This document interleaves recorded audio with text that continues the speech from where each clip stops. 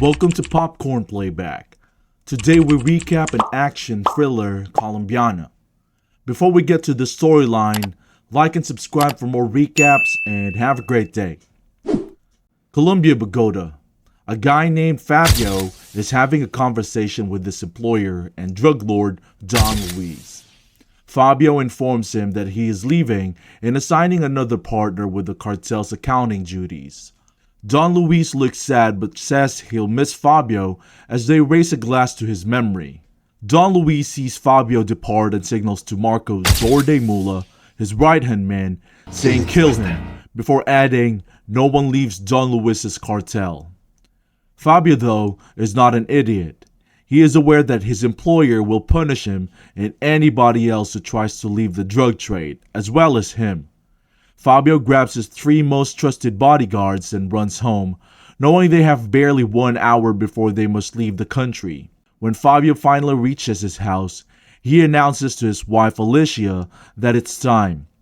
Catalea, his little daughter, is already packed and ready to go when he orders her to.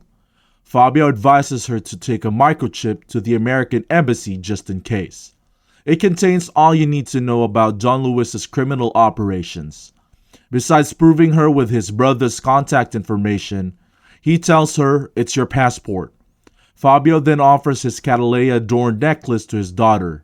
His mom was a huge fan of growing them, so he gave her the moniker. He advises, never forget who you are. Marco and a large group of cartel members arrives minutes later and brutally murder Fabio's guys. Fabio and Alicia takes up arms and attempts to fend off the attackers, but they are slain out of view. Catalea sits at the table, listening to the shooting in disbelief.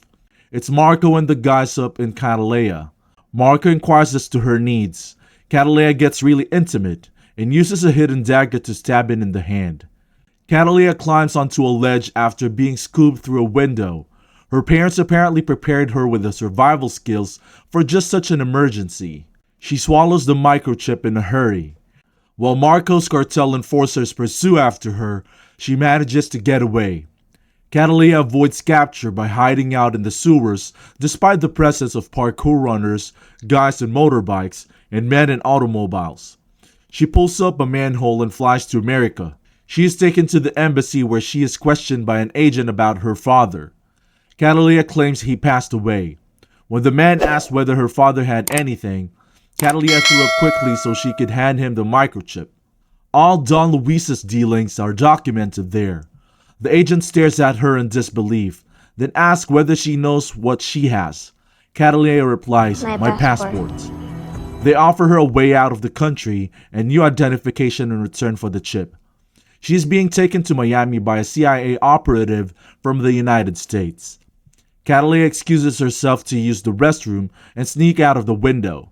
Her father has instructed her to visit Chicago, so she purchases a bus ticket there. She travels to a dangerous area in search of Emilio.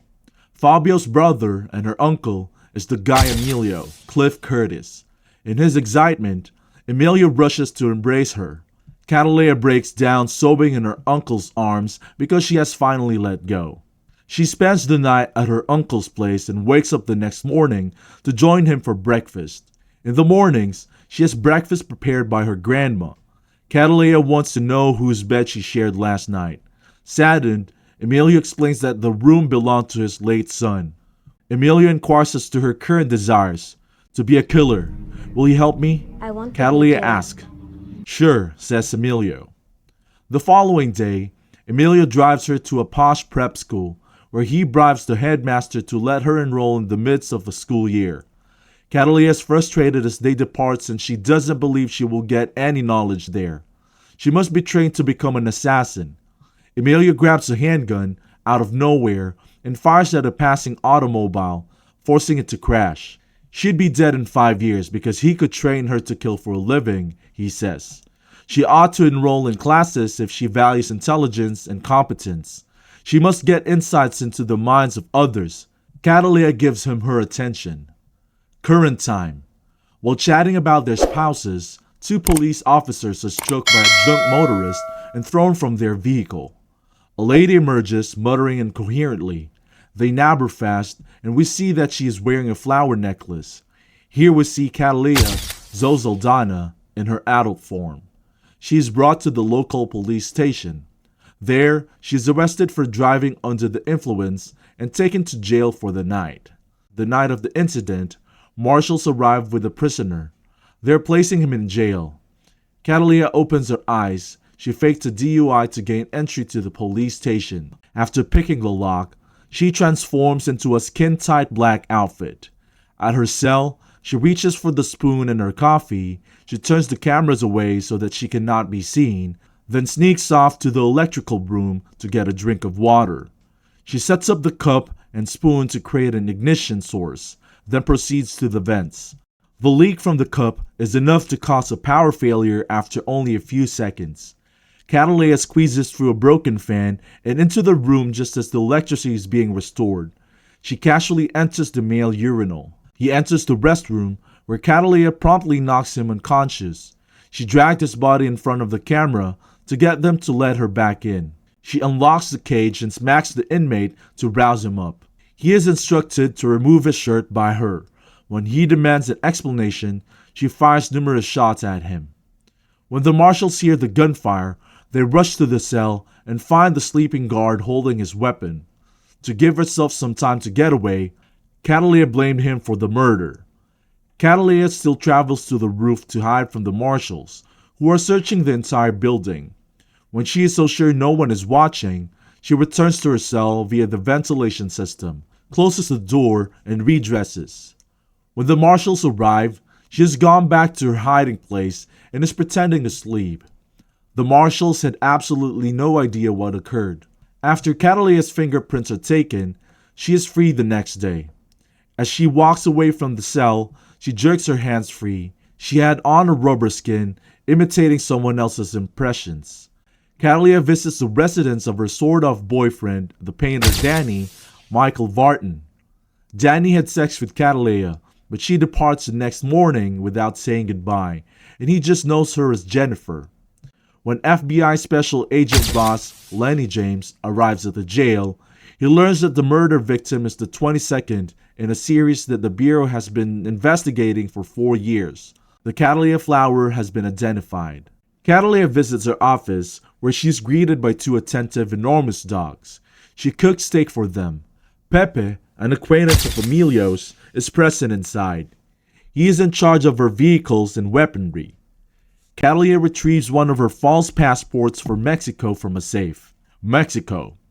Here we are at the opulent home of the hedge fund manager, who is surrounded by beautiful ladies he wouldn't stand a chance with if he didn't have millions.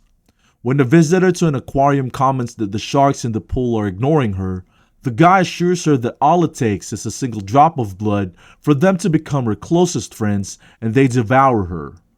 The hedge fund boss has requested that his security team increase by 1 guy tonight. Without attracting the attention of the sharks, Catalina swims through the aquarium and breaks through a glass door inside the mansion. She produces a handgun attached with a silencer. When the hedge fund manager got up, he saw that Catalina had written thief and a floor pattern on him. As he explores his estate, he discovers that his guards have been murdered. When he spots a flower near the pool, he grabs 2 weapons and heads there. Catalina announces her presence from where she's perched on a chair. He aims his firearms at her, but they're all jammed. Catalina hits him in the legs with a bullet. The man begs her not to murder him, promising to give her twice as much as before if she refrains. Catalina assures you, "I'm not going to kill you." The man figures out that he is actually beneath the sharks and gets her point. He begs Catalina not to shoot him, but she does, and he falls into the newly uncovered pool. Blood spurts, and his sharks quickly devour him. Ross tries to make connections to active cases in Colombia, but he is unable to do so since the matter is under the purview of the CIA. On the phone, Ross requests approval from Richard, but Richard avoids the subject. Before Agent Ross can put 2 and 2 together, he phones Luis and urges him to take care of the situation. Luis assigns Marco the task of finding Catalina and questioning all Colombians until he discovers the identity of her family. Once again, Danny and Catalea shared a bed. Middle of the day. Catalea is sound asleep when Danny snaps a quick snapshot of her. He rouses her with breakfast in hand and the promise of leftovers for lunch. Catalea goes into a panic and claims she has to go since she has overextended herself. Danny is confused and unsure of what he had done wrong. Emilio and Catalea have a chat. After reading the newspaper, he is fuming. Catalea has continued to leave her mark with her business card. 8 people were shot dead in a pub, and the police are hunting for them. One of the victims was a friend of Emilio's. Emilio informs her, "You're retired." Catalea insists on continuing to work, despite Emilio's warnings that she is endangering the few loved ones she has left. He killed numerous people after his kid died, but it did help and he placed his family in danger. Emilio gives her a photo of her parents as a memento, a sobering reminder of what she may one day lose. Catalea is wailing on the floor. Danny tells his acquaintance at the coffee shop that he's falling in love with Jennifer, even though he doesn't really know anything about her. When the friend sees the photo, he is floored by how attractive she is. Since Danny is preoccupied with having his car fined, his friend takes the phone and phones his sister-in-law, who works at a local police station, to get further information. Ross is working on his computer when he receives the image of Catalea. He follows the signal to the other police station where he has the technician detained. Ross checks the photo and against the jail surveillance video and finds a match. He wants to find Catalea, a lady. Catalea contacts Danny from her house, attempting to explain her feelings to him. When Danny brings up the picture, she flips out and demands to know who else saw it. While Catalea is checking the surroundings of her flat, he brings up his acquaintance. She's going to be taken in by SWAT. To get out of her apartment, she turns on the shower and climbs into an air duct. She sprints past a few units before entering one. She knocks out the renter who is making a commotion. She finds the harness and sniper rifle that she had hidden in the man's toilet and later retrieves them. The door to her apartment is blown off its hinges by Ross and his agents as she puts explosives on the wall. She employs the harness to descend the drain pipes to the carport below. She takes out the surveillance cameras and makes it through another vent in time to escape SWAT's pursuit. She manages to escape via the underground system. Catalea visits Emilio's only to discover that it has been trashed. A lifeless Pepe lies on the floor. Her heart breaks and she discovers her grandmother dead in the kitchen. When she goes looking for Emilio, she discovers his body in a chair. He had obviously been tormented. Catalea yells at him, "I'm sorry," in a mix of grief and rage. When Ross returns home, Catalea is waiting for him with a revolver in her hand. She beckons him to a chair. She discloses that she has installed a pressure-sensitive bomb in his chair to prevent any pranks. Catalea assures him that she is the one he has been seeking. It took until now to capture Don Luis's attention after being signaled with the Catalea flower tag. The final piece of her was his now.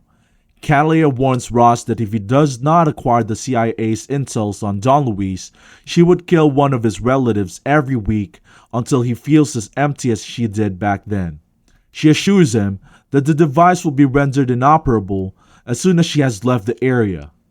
Ross informs Richard of the circumstance. Richard refuses to reveal the information. Ross receives a phone call. Catalea is the one who threatens Richard's life if he doesn't provide the address to her. Richard is unconcerned since his windows are made of sturdy material. Catalea fires a shot from her sniper rifle, shattering the window. He has given Richard's address. Catalea hangs up on Ross when he asks about his family, although she had no plans to hurt them. Catalea visits Pepe in his workshop. She reaches for her arsenal. She takes in the sight of the canine companions, taking the armored vehicles. She heads off to find Don Luis. Marco is briefing the guy at Don Luis's estate on the situation with Catalea. You shouldn't underestimate her. There's a sound that Luis can hear. They're being threatened by a missile. Luis barely avoids being blown up along with the rest of the room. Marco helps him to his feet, and the two of them make an effort to escape. The men decide to form a convoy, so 4 of them pile into a car. Catalea smashes the automobile with her pickup after breaking through. She exits the vehicle and shoots at the guys inside, ultimately killing them. In the last gunfight, she eliminates Luis and Marco's soldier one by one. While Marco tries to murder Catalea, he locks Luis in a secure chamber. A few quick gunfights later, it's down to Marco and one other man. Catalea shoots the man dead and turns to approach Marco with a weapon. They commence a hand-to-hand battle, with Catalea's revolver serving as a weapon for both of them. Catalea tries to suffocate him with a towel.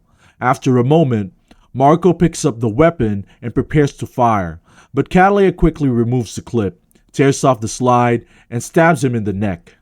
Luis exits the panic room in one of his trucks after learning that all of his guys have been killed, but that Catalea has no idea where he is. Because of a trash truck, he reaches a dead end. Marco's phone rings and he picks it. It is Catalea. Luis assures her that even if they never had each other, she will never murder him. Catalea claims, "Actually, I have you exactly where I want you." Luis turns around and sees Catalea's two dogs. Catalea commands the canines, "Eat." They dismantle Don Luis, completing her vengeance. Ross and the FBI officers arrested Danny and took him into custody. Danny is honest about his lack of knowledge. Ross claims he is not technically in police custody, but he still must answer some questions. Ross gets coffee for Danny when he begs for it. Catalea contacts Danny by phone. She reassures him that everything is fine. She reveals that her given name is Catalea. Danny hopes that one day she would come back to him like his little bird. Catalea reassures him that perhaps she will be able to. An agent informs Ross that Danny is about to get a call from Catalea, and the two quickly return. Time is running out for Danny.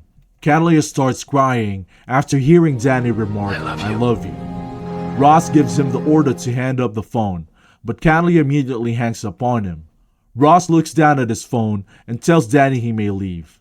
Catalea puts on her shades and boards a bus heading in an unspecified direction. Okay, that's all for the recap for Colombiana. Thank you for watching.